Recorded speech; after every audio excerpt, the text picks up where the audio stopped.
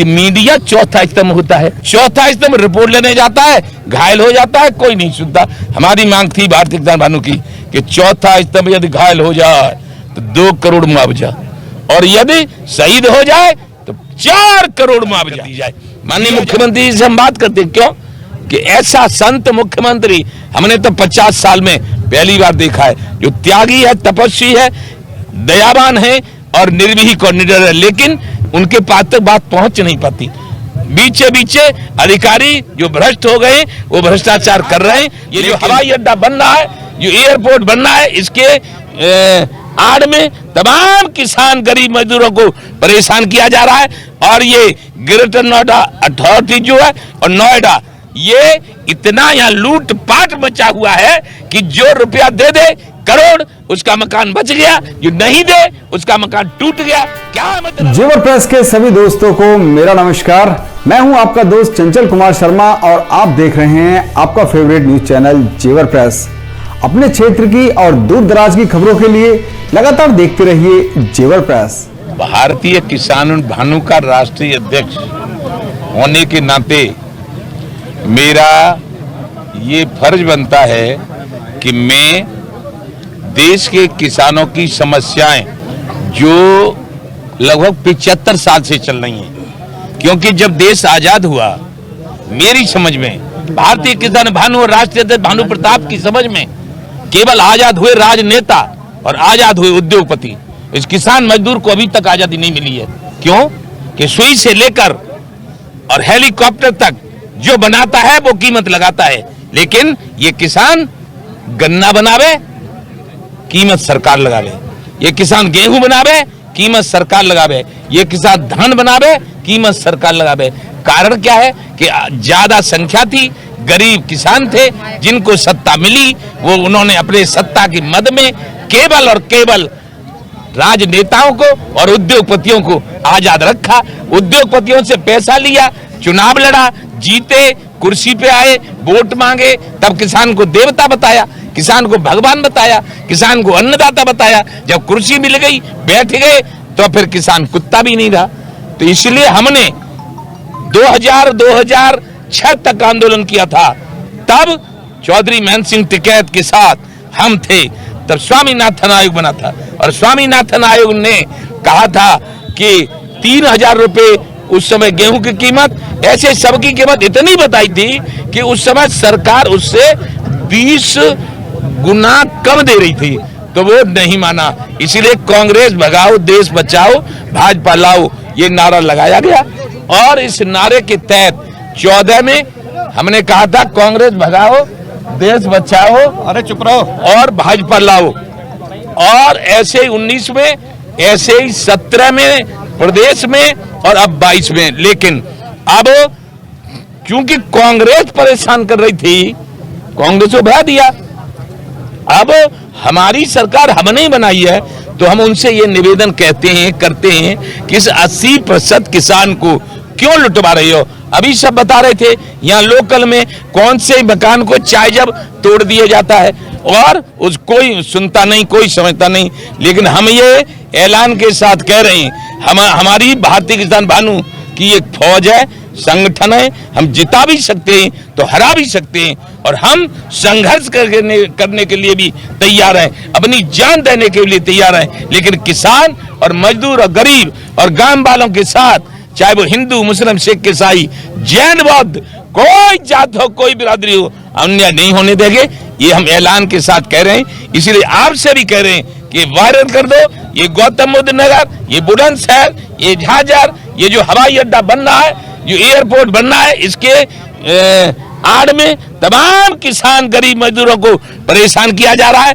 और ये greater Noida authority जो है और नोएडा, ये इतना यहाँ लूट पाट मचा हुआ है कि जो रुपया दे दे करोड़, उसका मकान बच गया, जो नहीं दे उसका मकान टूट गया। क्या मतलब है? मुख्यमंत्री ने कह दिया है कि जब तक किसी का मकान न तोड़ा जाए, जब तक उसकी व्यवस्था न कर दी जाए। माननीय मुख्यमंत्री से हम बात करते हैं, क्यों कि ऐसा संत मुख्यमंत्री हमने तो 50 साल में पहली बार देखा है, जो त्यागी है, तपस्वी है, दयावान है और निर्भीक और निडर है, लेकिन उनके पास तक बात पहुंच नहीं पाती। बीचे बीचे अधिकारी जो भ्रष्ट हो गए वो भ्रष्टाचार कर रहे हैं, लेकिन हम तो गांव गांव जगह जगह और हर जिले हर देश पूरे देश में घूम रहे हैं और जहां भ्रष्टाचार होता है उसकी शिकायत माननीय मुख्यमंत्री से, दूसरे प्रदेशों में होता है तो कृषि मंत्री नरेंद्र तोमर, राजनाथ सिंह, अमित शाह से करते हैं और खुद भी इतना बल रखते हैं कि शासन न सुने प्रशासन न सुने तो हम अर्जुन बन जाएंगे, अर्जुन, और हमारी आवाज हमारा बाण होगी और ये सब हमारे पदाधिकारी गांधीव होंगे। जो हमारी नहीं मानेगा उसको किट दबाएंगे, पिट हराएंगे और जिसका आदेश करेंगे उसको सिट जिताएंगे। जो किसान की बात करेगा अब वो ही देश पर राज करेगा और जो हमसे टकराएगा चूर चूर हो जाएगा। और जब होगा संपन्न किसान तभी बनेगा देश महान। हमारी मांग है किसान आयोग का गठन किया जाए। किसान आयोग का अध्यक्ष किसान होगा। किसान और फसलों के जो किसान होंगे वो सदस्य होंगे, वही तय करेंगे कि किस भाव गेहूं और किस भाव गन्ना और किस भाव धान बेचा जाए। वो सरकार को खरीदना पड़ेगा। उसके बाद 1 मिनट, उसके बाद 75 साल की किसान विरोधी नीतियों के कारण जो कर्जदार है किसान वो केंद्र सरकार माफ कर दे। उसके बाद यदि किसान दुर्घटना में मरे तो 1 करोड़ रुपया दिया जाए केंद्र सरकार के द्वारा। और यदि आंतरिक सुरक्षा में लगे पुलिस वाले कहीं भी शहीद हों तो उनको 2 करोड़ रुपया। दूसरी, जब हम 26 जनवरी में चिल्ला बॉर्डर पर थे तब पुलिस वाले घायल हुए थे और मीडिया वाले घायल हुए थे। भारत का संविधान और भारत का संसद कहता है कि मीडिया चौथा स्तंभ होता है। फिर कहां चला गया चौथा स्तंभ? पहला स्तंभ मजा मार रहा है, दूसरा, तीसरा और चौथा स्तंभ रिपोर्ट लेने जाता है, घायल हो जाता है, कोई नहीं सुनता। हमारी मांग थी भारतीय किसान भानु की कि चौथा स्तंभ यदि घायल हो जाए तो 2 करोड़ मुआवजा और यदि शहीद हो जाए तो 4 करोड़ मुआवजा दिया जाए केंद्र सरकार के द्वारा और पास कर दिया जाए। सरकार किसी की भी रहे, किसान को 1 करोड़, पुलिस को 2 करोड़ और मीडिया चौथे स्तंभ को, लोकतंत्र का चौथा स्तंभ मीडिया है इसलिए 4 करोड़। और जिनके बल पे ये संसद चलती है, विधानसभाएं चलती हैं, उद्योगपति उद्योग चलाते हैं, अडानी अडमानी अरबपति और खरबपति हो गए। हम किसान खेती करते हैं, वो है थल सेना, जल सेना, वायु सेना। वो लगे रहते हैं, न अमेरिका को आने दे, न फ्रांस को, न चीन को, न जापान को, न पाकिस्तान को, और हम यहाँ मजे लेते हैं। तो 1 मिनट, तो उनको दिया जाए शहीद होने पर 5 करोड़। केवल राइफल चटकाने से राष्ट्रीय सम्मान नहीं होता। यदि 5 करोड़ मिलेगा शहीद के परिवार को तो वो अपना मकान बना पाएंगे और अपना खा पाएंगे, ग्रेटर नोएडा में पढ़ पाएंगे और फिर बड़े होने के बाद जब सेना में जाएंगे तो उन्हें विश्वास होगा कि हम शहीद हो जाएंगे तब भी हमें पूरा सम्मान मिलेगा। महापंचायत आज यहाँ हो रही है, ये महापंचायत आज ही खत्म होगी और हमारा ये आदेश होगा सभी पदाधिकारियों को, गौतम बुद्ध नगर के जिलाध्यक्ष समेत सभी पदाधिकारियों को आदेश होगा कि गौतम बुद्ध नगर और मेरठ मंडल में चाहे वो बुलंदशहर हो चाहे गौतम बुद्ध नगर हो, और ये जो अत्याचार अन्याय हो रहा है किसानों के साथ, अभी हम आए हैं वहां से सिम्बावली से, वहां सिम्बावली में 2 चीनी मिल 1 पैसा नहीं दे रही किसानों का, 500 करोड़ रुपया बकाया है। ऐसे ही मेरठ मंडल और सहारनपुर मंडल में सहारनपुर, मुजफ्फरनगर और आपका शामली, और मेरठ मंडल में मेरठ, गाजियाबाद, बुलंदशहर, हापुड़ और आपका गौतम बुद्ध नगर और बागपत, इन जिलों को हम देख रहे हैं।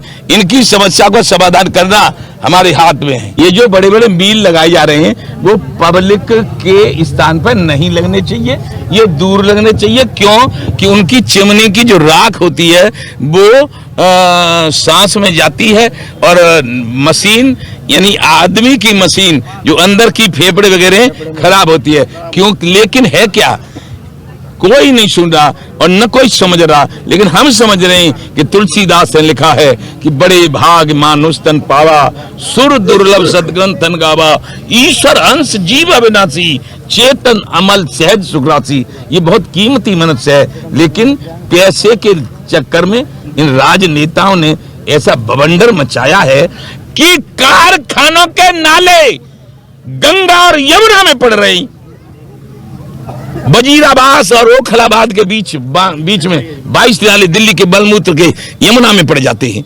जब रमेश बाबा ने लड़ाई शुरू की थी 11 में, तो इसीलिए की थी केंद्र में भी कांग्रेसी सरकार थी, हरियाणा में कांग्रेसी सरकार थी। हम लड़े थे 11 में, 13 में, और फिर कह दिया था भगाओ कांग्रेस। और लेकिन अब भाजपा की सरकार है केंद्र में और भाजपा की सरकार है हरियाणा में, और अब भी वही नाली वही ज्यों के तो है। जी, आज जो आपका यहाँ रणनीति रही है कि अगर ये आपकी बातें नहीं मानेंगे तो अगली रणनीति क्या होगी? अगली रणनीति हम अर्जुन के रूप में हो गई, और 3 महीने में हमारी बातें नहीं मानी तो महाभारत होगा। जो किसान की बात करेगा महाभारत में सिर्फ जो गलत पार्टियां हैं उनको हम समर्थन नहीं करेंगे। पूजनीय रमेश बाबा ब्रज के भगवान, उन्होंने किसान क्रांति दल निर्वाचन आयोग से बनाया है, उसका चुनाव चिन्ह ये देखो पेन है, पेन, और फिर पेन है चुनाव चिन्ह, पेन। निर्वाचन आयोग से रजिस्टर्ड किसान क्रांति दल। जब हमारी कोई सुनेगा ही नहीं 80% किसानों की, तो अच्छे ईमानदार लोगों को लोकसभा के टिकट देके भारतीय किसान भानु का ऐलान है कि सरकार किसानों की, और आपके अच्छे लोग मीडिया में होंगे, अच्छे अधिकारी होंगे, उनके द्वारा सरकार बनाएंगे और इन भ्रष्ट लोगों को हटा देंगे सबको।